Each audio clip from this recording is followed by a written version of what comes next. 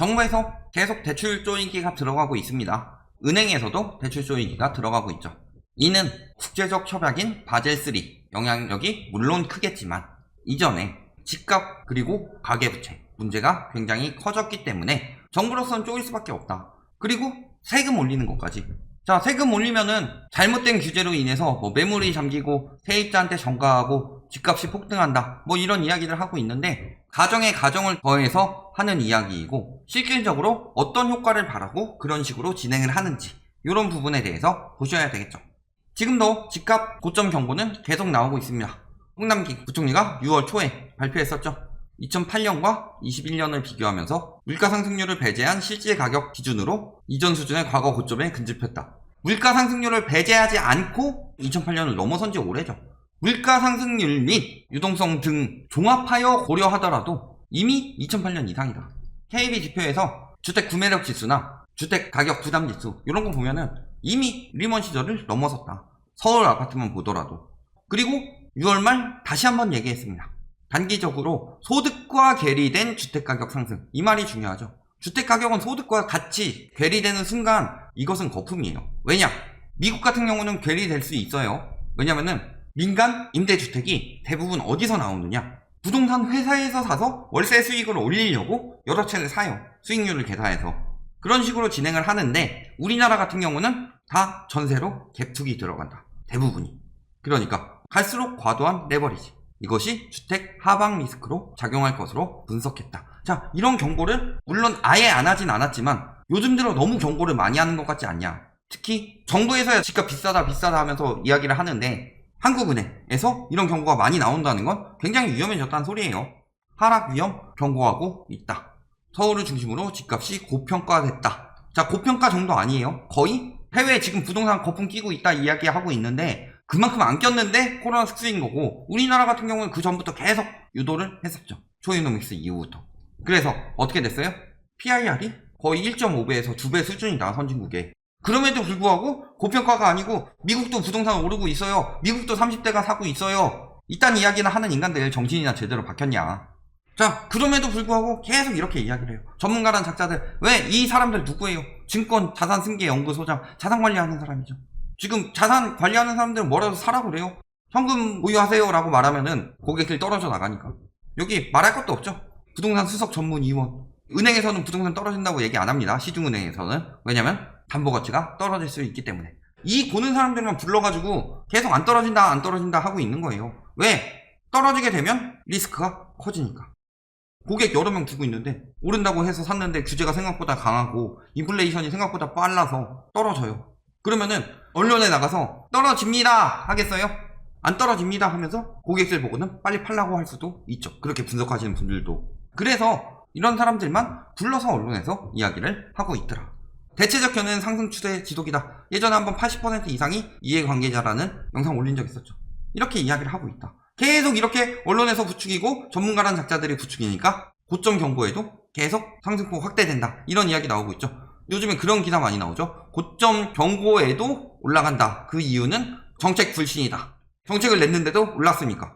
정책을 냈는데 영향을 받으면서 떨어지던 시기도 있었어요. 그 뒤에 왜 다시 올랐는지를 분석을 해줘야 되죠. 그런데 다 규제 때문에 올랐다. 공급 부족 때문에 올랐다. 잘못된 분석을 하고 있다. 집값이 올랐던 이유 뭐예요? 자, 수요와 공급의 법칙입니다. 수요 공급 이야기해요. 아직도 수요 공급 법칙에 대해서 공급만 이야기를 하는데 수요 이야기를 안 하더라. 지금 투기 수요 들어가요? 투기 수요가 못 들어가는 여러 가지 이유가 있죠. 첫 번째 뭐예요? 양도세. 양도세가 이렇게 센데. 두 번째 보유세. 보유세가 이렇게 세지는데.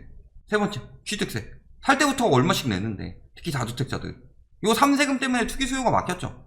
근데 항상 수요 이야기 안 하고 공급 부족이 계속 문제라고 하죠. 문제예요. 문재인 정부 출범 이후 3년간 서울에 연평균 39,734가구가 입주했는데 그 전에 2010년부터 입주한 평균치보다 8,000가구 이상 많은 물량이다. 공급은 많다. 지금은 수요가 줄었죠. 그렇다면 오르는 시기에는 공급이 아니라 뭐가 문제였다? 수요가 문제였었죠. 자, 그래서 지금 매물 잠김이라고 하면서 거래가 안 된다고 하지만 실질적으로 매수 잠김이기 때문에 굉장히 위험하다. 자, 그럼 수요가 급증했던 이유는 뭐예요? 수요를 갑자기 급증시킬 수 있는 여력은 유동성을 늘려주면 돼요. 그래서 뭘 한 거예요? 초이노믹스를 시행을 한 거다. 이게 큰 문제였다. 그때 이후부터 불배 심리가 생겨나게 된 거죠. LTV 70% 완화, DTI도 60%로 단일화시켰다. 그래서 이때 내민 슬로건이 뭐예요? 빚내서 집 사라. 요거였죠. 문제는 가계부채가 세계적으로 엄청나게 늘어나서 바젤 3 협약을 통해서 가계부채를 줄이고 있는 추세인데 우리나라만 저짓거리를 했더라. 그러니까 다른 나라는 부동산 거품이 안 끼는데 우리나라는 엄청나게 거품이 꼈다는 거죠. 저 때부터. 대출 증가율이 급격히 올라가고 있죠. 지금 가계부채 경고 뜨고 있는데 초이노믹스 때 발표하고 나서 쭉 올라갔던 이 시기만큼 안 되죠. 부동산이 정상적으로 상승하기 위해서는 빚이 아니라 소득을 통한 상승이 일어나야 하는데 빚을 통해서 저렇게 늘어나게 되는 경우는 유동성만 늘어난 거지 화폐가치 하락으로 저렇게 오를 만한 상황이 아니었다. 경제도 안 좋은데 빚내서 집 사게 만들어서 건설사 살리는 그런 정책이었을 뿐이다. 그래서 집값이 떨어지고 있는 와중인데 13년부터 슬슬 보이더니 이후에 쭉 올라가기 시작하더라. 거래 보면은 이때보다 지금이 훨씬 더 많이 오르는 것 같은데요. 근데 예를 들어서 지수로 따지면 1억이 2억 되는 거랑 1억 두 개가 1억 5천 되는 거랑 유동성 총량 늘어난 건 같죠. 지수는 보통 실거래 기반으로 유동성 총량으로 따지기 때문에 조금 다르게 보일 수 있다. 떨어질 땐 거래량이 적기 때문에 실질적으로 요때 오르고 거의 이 수준까지 가격 떨어진 지역도 많음에도 불구하고 거의 안 떨어지는 것처럼 보였다. 자, 그러면 왜 세금을 올렸을까요? 자, 처음에 부동산 시장에 초이노믹스로 불을 지펴서 유동성이 들어가기 시작하면은 가격이 올라갑니다. 상승 심리가 생긴다. 그러면서 좀 더 나중에 살려고 계획했던 사람들도 빚내서 사고 유동성이 지속적으로 공급이 됐다. 그러면 어떻게 막아야 돼요? 금리 인상이랑 대출 제한, 파리 대책이나 조정 대상 지역 투기 과열지구 늘리고 LTV 제한 들어갔죠. 그 이후에 913 그리고 1216 이런 것들 다 LTV 제한 들어갔죠. 왜? 유동성 억제하려고. 부동산 시장에 유동성이 과잉으로 들어가면은 가격이 뜰 수밖에 없기 때문에 유동성을 억제하기 위해서 대출 제한을 들어가는 거다. 특히 빚으로 유동성이 늘어나고 있었기 때문에 경제 부실까지 이끌어낼 수 있죠. 경제는 점점 더 침체되게 만드는데 빚내서 집만 사고 그래서 유동성 억제 들어가고 금리 인상했어요. 17년에 한 번, 18년에 한 번. 근데 문제가 터졌죠. 저금리를 유지할 수밖에 없게 됩니다. 일단은 유동성이 들어가면서부터 생겨나는 게 뭐예요? 소비 감소. 그래서 통화 승수가 떨어졌죠. 통화 승수가 뚝 떨어진 상황에서 두 개의 위기가 닥칩니다. 2019년에 미중 무역 전쟁. 물론 여기까지는 금리 안 내리고 버틸 수도 있었어요. 그런데 문제는 뭐예요? 여기서 일본이 수출 규제까지 들어가 버리더라. 그러면 우리나라 주요 산업들에 엄청난 타격을 입게 되죠. 그러니까 그 산업들을 키워줘야 돼요. 중소기업이나. 그런데 중소기업들 돈 빌려주면 이자 갚느라 힘들죠. 기술 언제 개발해요? 그러니까 금리를 낮출 수밖에 없었죠. 그리고 2020년에 코로나가 터졌죠. 저금리 상황을 유지할 수밖에 없어요. 유동성이 다시 들어올 수밖에 없죠. 예를 들어서 월 300 버는 사람이 150씩 갚으라 그러면 못 갚아요. 그래서 안 빌리는데 지금 돈 빌리면은 150이 아니라 한 80만원? 이 정도만 갚아도 된다, 월. 그러면은 해볼만 하겠는데? 하고 들어가게 되는 거죠. 그러니까 뭐란 거예요? 유동성 억제하기 위해서 빚내서 집을 가지고 있으면 유지비가 나가죠. 그것을 역할을 해주는 게 금리다. 그래서 여러 채를 갖지 못하게 만드는 것. 그런데 그게 안 되니까 보유세를 강화하는 거예요. 특히 종부세. 다주택자들한테 많이 들어가는. 그리고 또 한 가지, 양도세. 지금도 양도세 이야기 많은데 다주택자 기준으로 생각해 봅시다. 1주택자 죽는다 하고 있는데 비과세 받으면 돼요. 2년 실거주하고. 자, 그러면은 예를 들어서 10억을 20억에 팔았어요. 이거 가지고 지금 팔아봤자 1억 7,500밖에 못 번다. 그러니까 양도세 완화해야 매물 내놓는다. 이런 판단을 하기 전에 예전처럼 한 5억 벌 수 있게 한다 해봅시다. 10억 올라도. 그러면 이 5억이 갭투기 나눠서 들어가죠. 양도세 완화해주면. 그러니까 투기 수요 억제를 하기 위해서는 특히 다주택자 양도세 완화는 절대 있어서는 안 되는 일이다. 그래서 부동산 시장의 유동성 유입을 막기 위해서 이런 것들이 들어가는데 이 와중에 이런 이야기를 하고 있으니 정신이 제대로 박혀 있는 거냐. 바로 효과 안 봐요. 왜냐? 투기꾼들을 안 사더라도 심리를 조장시켜 놨기 때문에 특히 빚내서 사는 저금리 떨어지면서 사는 사람들은 투기꾼들보다는 실수요들이 많아요. 그러면은 빚내서 사는 실수요들 그들의 심리가 들어오고 있기 때문에 상승세가 꺾이지 않는 건데 언제를 기점으로 다시 상승하기 시작했냐? 보궐선거를 기점이었죠. 보궐선거 때 오세훈 시장이든 박영선 시장 후보든 둘 다 완화책 이야기를 하니까 시장에서 반응해서 금리 때문에 효과 못 보고 있다가 인제 효과 보려고 하는데 민주당에서 종부세 완화, 양도세 완화 이런 이야기 하고 있으니까 다시 올라가는 거 아니에요. 이런 이야기를 왜 하냐. 또 지금도 양도세 완화해야 된다. 매물 더 나오게 해야 된다. 양도세 중과 유예가 아니라 완화, 거래세 완화, 종부세 빼고 다 완화, 양도세 손질 없이 매물 안 는다. 매물 안 적어요. 매물 많이 늘었어요. 과거에 비해서. 예전에 허위 매물 판치던 그때랑 자꾸 비교하지 말고 최근에 조금 줄었죠. 공시가격 발표 전인 3월이랑 비교해 봤을 때도 매물 잠깁니다 하는데 3월보다 훨씬 많아요. 근데 다주택자 양도세 완화하라는 인간들, 투기 수요들 다시 유입시켜가지고 집값 띄우려는 인간들이다. 자, 거기다 인플레이션 경고 나오고 있죠. 금리 걱정되고 있고 석 달째 2%대 껑충. 물론 예상보다 이번에 조금 덜 나오긴 했지만 인플레이션의 가장 큰 문제는 뭐다? 유가다. 유가가 모든 가격의 원흉이죠. 왜? 채소를 팔더라도 돼지, 고기, 계란 다 운송비가 있어요. 여기가 가격이 안 오르더라도 유가가 오르면은 운송비 때문에 가격이 오를 수밖에 없다. 그런데 지금 유가 계속 올라가고 있는 상황이죠. 이런 것들 생각을 해봤을 때 그래요, 인플레이션이 강화됐어요. 근데 인플레이션 두 가지 얘기했죠. 수요 견인 인플레이션이랑 비용 상승 인플레이션 두 가지가 있다. 그런데 수요 견인 인플레이션인 경우는 문제가 없다. 왜냐면은 수요 견인인 경우는 사람들이 찾는 양도 많고 그만큼 사람들의 소득도 늘어났기 때문에 문제가 없는데, 비용 상승의 경우는 소득은 침체되고 있는데 가격만 올라가고 있는 거예요. 이런 인플레이션은 대체적으로 경제 위기로 인한 유동성 공급으로 인해서 생기는 거다.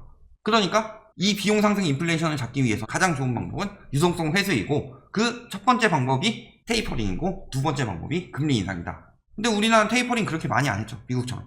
돈 더 안 뿌리면 되는 정도다.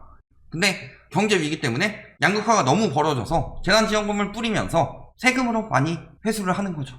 자, 그러면서 DSR로 가계 조이기 시작합니다. 가계 조이고 기업 늘려야 되죠. 57% 맞춰야 돼요.